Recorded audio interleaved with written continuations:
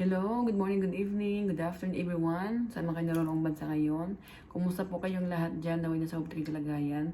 At salamat po pala sa mga nag-appreciate po sa pinakauna ko pong post sa YouTube at saka yung last din po. Ngayon po panibagong episode naman po tayo, panibagong story po tayo.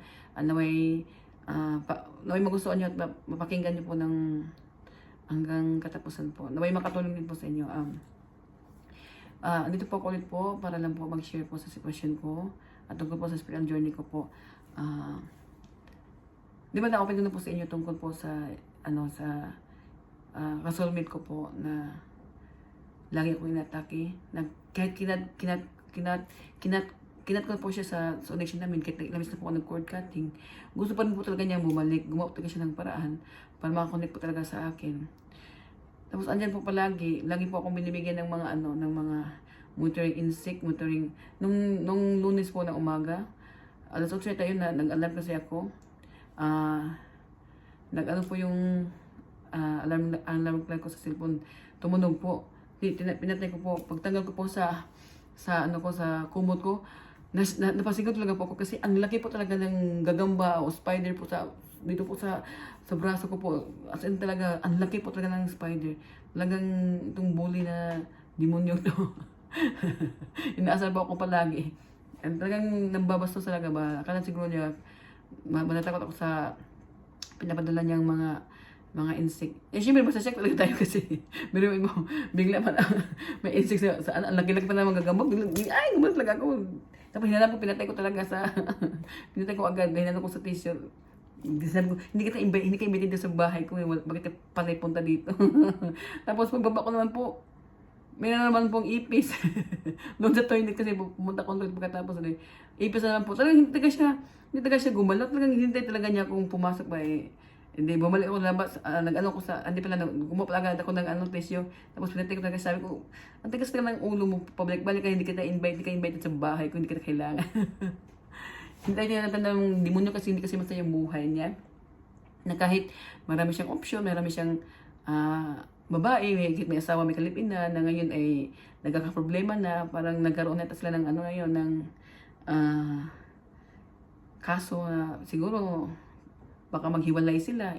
Wala akong pakialam sa kanila dyan kasi ayoko talaga sa kanya dyan. Tsaka, hindi man yan, pupunta lang ho yan sa atin. Ngayon nagparamdam na pupunta lang ho yan sa atin ngayon kasi malungkot po ang buhay. Kung lahat ng mga nahihirapan sa pamumuhay niya ngayon, gusto naman niya ipasa sa akin. Gusto naman niya tulungan ko siya kasi impact po ako. Kasi pag impact po kasi kayo tapos nasa light kayo, laking tulong niyo po talaga sa may mga problema sa buhay po. Makakatulong talaga kayo. Halimbawa, may mga karamdaman. Halimbawa, yun siya, nagka-problema sa pera.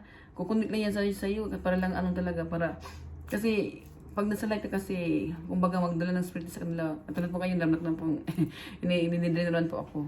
Kasi ayaw niya kung magsalita kasi baka unti-unti ma-expose siya. Expose naman yan siya, kaya lang, in denial po yung baklang niya. In denial po, ayaw po aminin na talagang masama siyang tao. Ayaw kasi niya mag-repent, ayaw niya kasing magsisi sa mga kasalanan na gawa, magbalik loob sa kabutihan. Mas gusto kasi niya yung sitwasyon niya na party-party, tagay-tagay, shabu-shabu, babae, lalaki. Alam mo yung ganun, tapos sisisihin ka na bakit nagaganon yung buhay niya. Kaya nga siya kumukontak sa akin kasi po nakakatulong talaga ako sa sitwasyon niya. Halimbawa, wala siyang trabaho, bigla siya magkakaroon ng trabaho.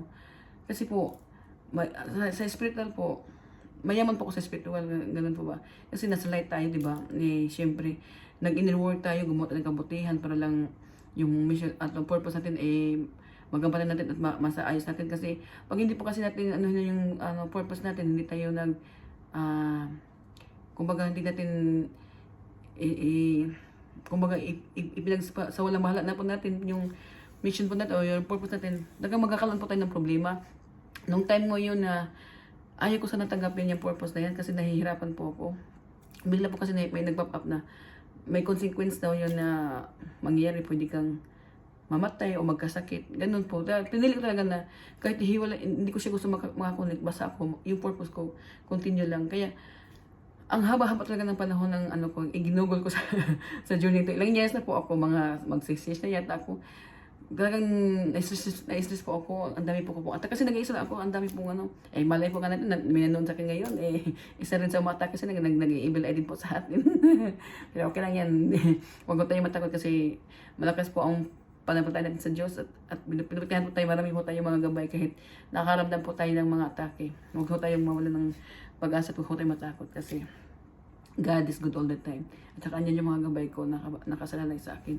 Kaya ngayon nag-open ako, tinatanong ko sa mga gabay ko kung ano ba magandang i-open up para makatulong po ako sa mga taong nahihirapan sa journey nila sa spiritual. Kasi hindi naman po lahat ng may spiritual calling ini-expose ang sarili kasi syempre nahihiya, natatakot, tapos baka hindi ma-accept ng mga tao kasi kakaiba. Halimbawa, di ba sa atin kasi sa normal na tao, pag nagsita ka ng mag-isa, iniisip, oy, may sariling mundo siya, may saya dito sa utak, ganun, di ba?